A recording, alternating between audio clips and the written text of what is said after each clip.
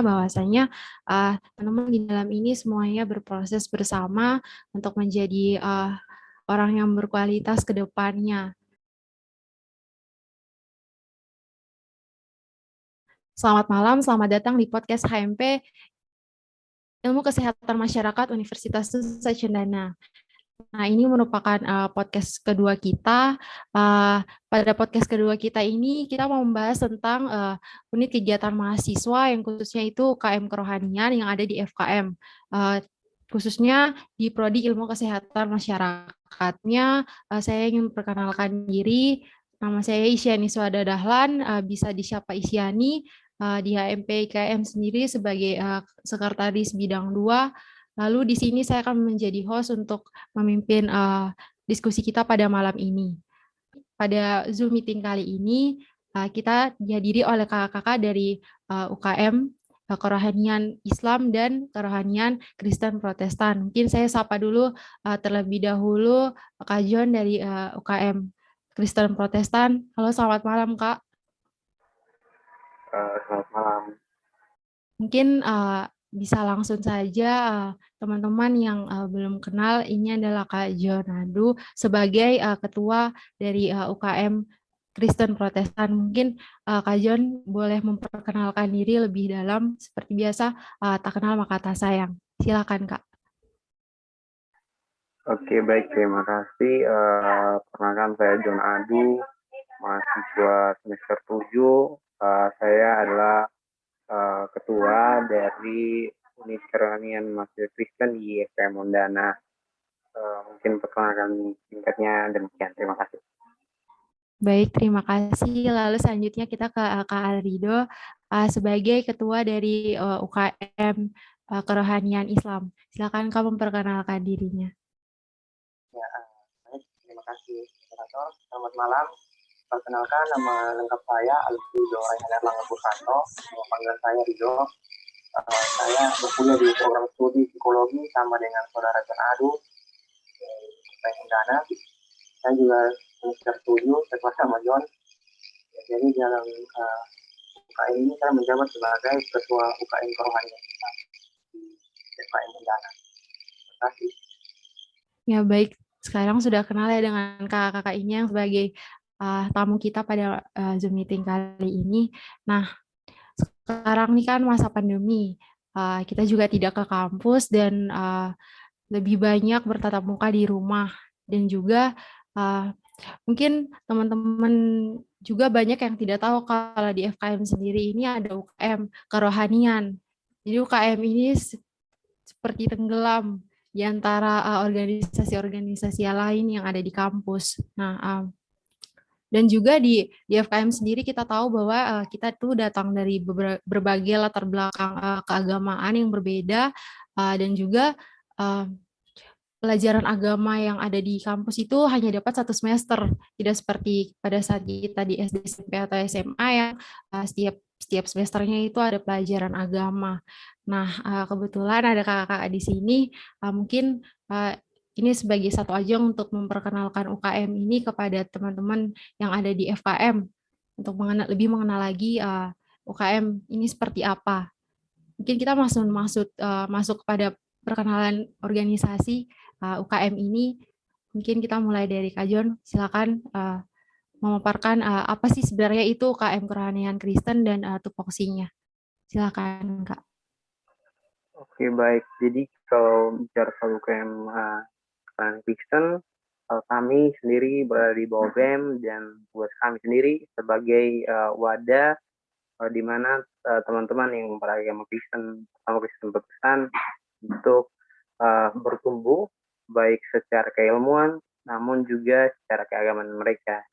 Jadi secara singkatnya demikian. Nah, tugas kami sendiri ialah sebagai wadah di mana biasanya kan sebagai mahasiswa tentu tidak hanya dituntut untuk belajar, tapi bagaimana mengembangkan apa yang kita pelajari. Nah, UPM Kristen juga menjadi wadah untuk itu. Kami juga beberapa kegiatan yang memadukan antara keilmuan dan keagamaan kita. Memang saat pandemi ini agak sedikit tersendat, namun kami terus berusaha untuk hal itu tetap terlaksana dengan menggunakan media-media online yang ada. Mungkin itu. Terima kasih.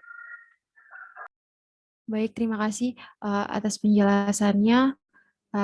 Mungkin selanjutnya langsung ke Kak Rido bisa langsung menjawab dengan pertanyaan yang sama. Sebenarnya apa itu UKM Kerohanian Islam dan tupoksinya? Saya persilakan. Ya baik, terima kasih atas kesempatan yang diberikan. Sebelumnya kita harus mengetahui dulu apa itu UKM. Jadi UKM itu kepanjangan dari unit kegiatan mahasiswa. Nah, jadi unit kegiatan mahasiswa itu adalah suatu wadah untuk mengembangkan keterampilan, mengembangkan minat, mengembangkan bakat, kemudian mengembangkan intelektualitas dan spiritualitas dari para mahasiswa. Nah, menurut artikel yang saya baca itu UKM itu terdiri dari empat jenis. Yang pertama itu adalah UKM olahraga, kemudian ada UKM kesenian, kemudian ada UKM khusus sama UKM kerohanian. Nah, UKM olahraga itu seperti UKM futsal, UKM sepak bola, UKM bulu tangkis dan lain sebagainya. Kemudian UKM kesenian itu ada seperti paduan suara, UKM tari, UKM band dan lain sebagainya. Kemudian ada UKM khusus itu seperti pramuka, kemudian ada klub debat bahasa Inggris, itu kebanyakan ada palang merah remaja, nah itu UKM khusus. Kemudian ada UKM kerohanian. UKM kerohanian itu ya berdasarkan agama-agama seperti agama Islam, agama Kristen Protestan, agama Kristen Katolik, agama Hindu, Buddha, dan lain sebagainya. Nah, jadi UKM kerohanian ini fungsinya itu untuk meningkatkan spiritualitas, intelektualitas dari para mahasiswa muslim, terkhususnya di kampus UKM Tundana itu sendiri. Jadi kegiatan-kegiatan yang dilakukan oleh UKM kerohanian Islam itu ya tugasnya itu untuk meningkatkan spiritualitas, kemudian meningkatkan tali persaudaraan antara sesama muslim di lingkup FKM Tundana. Itu saja. Baik, terima kasih atas penjelasannya. Seperti yang sudah dijelaskan bahwa UKM itu sebagai sebuah wadah untuk teman-teman yang itu dibagi menurut keagamaannya. Lalu ini mungkin kakak bisa memberitahu kepada yang mendengar bahwasanya sebenarnya kegiatan, mungkin apakah ada kegiatan dalam UKM kakak-kakak ini yang mungkin sudah pernah dilaksanakan atau mungkin yang sedang direncanakan untuk dilaksanakan. Mungkin siapa yang mau jawab duluan? Mungkin dari Kak John duluan. Persilakan. Baik, terima kasih. Kalau dalam UKM sendiri banyak kegiatan yang sudah kami laksanakan, terus tentunya yang berkaitan dengan baik itu keilmuan maupun tentang kerohanian. Yang rutin kami jalankan itu ada ibadah setiap hari Sabtu, itu rutin kami jalankan selama masa periode. Lalu juga ada kelompok tumbuh bersama yang terus berjalan. Jadi dalam UKM kami itu ada beberapa kelompok-kelompok kecil yang dibentuk di mana ada semacam kakak asuh dan adik asuh. Jadi kakak asuh ini yang kemudian membimbing adik asuhnya dalam segi kerohanian dan juga mungkin bisa membahas tentang perkuliahan, kehidupan dan lain-lain. Lalu kami juga dalam periode ini sempat juga berafiliasi dengan dosen-dosen untuk kemudian ikut serta dalam kegiatan pengabdian. Bulan Juli kemarin itu kami diminta oleh salah satu dosen untuk membuat video edukasi mengenai 5M untuk pencegahan COVID. Itu salah satu pengabdian kami. Lalu sebelum ini juga saat awal-awal transisi masa sebelum saya ke masa saya ini, kami juga melakukan pengabdian dengan memberikan bantuan berupa makanan dan juga masker bagi saudara-saudara kami yang ada dalam UKM Korean Kristen. Jadi bagi mereka yang terdampak, kami berbahan makanan. beberapa kegiatan lainnya sebenarnya kami juga rencanakan, namun pada pertengahan jalannya itu kami batalkan. Sebenarnya bulan sebelumnya itu kami mau pengabdian juga ke salah satu wilayah. Kami sebelumnya sudah melakukan perencanaan, namun hal tersebut batal. Nah, ke depan ini kami juga akan melakukan pelatihan atau training untuk pemain gitar, lalu ada MC, lalu multimedia dan kajonis. Lalu berikutnya juga kalau memang dimungkinkan, kami akan melakukan lagi pengabdian. Namun kalau tidak, maka itu akan kembalikan tunda. Mungkin gambaran besarnya demikian. Terima kasih. Baik, terima kasih. Seperti yang sudah dijelaskan, bahwasanya di dalam UKM sendiri itu tidak hanya tentang belajar atau bergumul tentang keagamaan atau kerohanian, tetapi juga tentang keilmuan kampus juga sesuai dengan jurusan kita masing-masing. Mungkin bisa ditanyakan pada kakak-kakak yang ada di dalam UKM tersebut. Selanjutnya mungkin Kak Rido, silakan. Terima kasih. Jadi dalam UKM kerohanian sendiri itu ada beberapa kegiatan yang sudah dilaksanakan. Yang pertama itu adalah ngobrol perkara ilmu. Jadi atau singkatnya itu jadi dalam ngobrol perkara ilmu itu kita membicarakan mengenai ilmu keislaman atau mungkin ilmu-ilmu yang di luar kampus, ilmu akademik di FKM Undana sendiri pada mahasiswa muslim di lingkup FKM Undana. Kemudian yang kedua itu ada kegiatan bina akrab.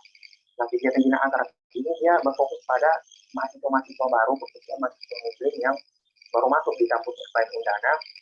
Jadi kita itu tuh kayak meningkatkan tali silaturahmi dengan kakak-kakak senior, dengan dosen-dosen di lingkup FKM Undana maupun alumni-alumni yang beragama muslim di beragama Islam dari FKM Undana. Nah, kemudian yang itu ada ngaji bersama. Nah, ngaji bersama itu suatu kegiatan yang nanti kita bertadarusan atau kita mengaji bersama dengan mahasiswa-mahasiswa muslim di FKM Undana itu. Nah, untuk pelaksanaannya sendiri juga ada yang online dan juga offline. Itu saja. Baik, terima kasih. Mungkin teman-teman mendengarkan bisa tahu bahwasanya di dalam UKM sendiri ada banyak kegiatan yang sangat bagus untuk diikuti oleh teman-teman semua. Nah, selanjutnya kita berlanjut ke pembahasan berikut, yaitu sebenarnya apa sih sebenarnya urgensi UKM kerohanian ini dibentuk dalam lingkup kampus, di mana kampus juga banyak keberagaman agama di FKM. Sebenarnya urgensinya itu apa sih? Mungkin boleh dijelaskan oleh Pak Jion. Saya persilahkan. Baik, saya pikir ini sangat penting karena di masa sekarang ini kita tahu bahwa banyak anak muda yang kemudian tidak lagi memperdulikan bagaimana pentingnya agama, bagaimana pentingnya etika moral dan sebagainya. Dan karena itu adanya UKM ini untuk kemudian membina mereka bukan hanya tentang bagaimana kognitif mereka berkembang, tapi bagaimana secara spiritual, secara keagamaan, dan juga moral mereka. Nah, saya juga tadi lupa sempat menyebutkan beberapa kegiatan lain. Itu kami juga sebelum memilih mereka, kami ada pengenalan dulu. Kami melakukan sosialisasi tentang UKM, lalu ada kebaktian awal tahun. Nah, di situ kami kemudian melakukan penjaringan. Jadi mereka-mereka yang kemudian belum mengenal, kami kenalkan, dan mereka-mereka yang sudah tertarik, kami ajak ke dalam untuk tabung gunanya untuk membuat mereka bukan hanya menjadi mahasiswa saja, tetapi mahasiswa yang belajar tadi dan mempersiapkan mereka untuk menjadi pemimpin di masa depan. Dari saya itu. Baik, jadi sudah seperti yang dijelaskan bahwa sebenarnya di dalam UKM itu kalian dipersiapkan untuk menjadi pemimpin di masa depan. Selanjutnya mungkin dijelaskan oleh Kak Rido. jawaban saya juga hampir sama dengan saudara John. Jadi kalau kita lihat yang sekarang itu kan banyak sekali anak-anak muda yang kehilangan nilai spiritualitasnya, sehingga itu yang mengakibatkan pada krisis moral yang terjadi yang sekarang. Sehingga orang bilang etika itu sudah tidak diperlukan lagi karena nilai-nilai agama itu sudah tidak dijalankan. Nah, maka dari itu UKM itu fungsinya itu untuk menyedarkan kembali nilai-nilai keagamaan bagi para mahasiswa, khususnya mahasiswa FKM Undana. Nah, dengan nilai-nilai moral itu dibuat atau dibentuk dengan kegiatan-kegiatan yang sifatnya itu ya meningkatkan spiritualitas pada diri mahasiswa, kegiatan ngaji bersama dan lain sebagainya.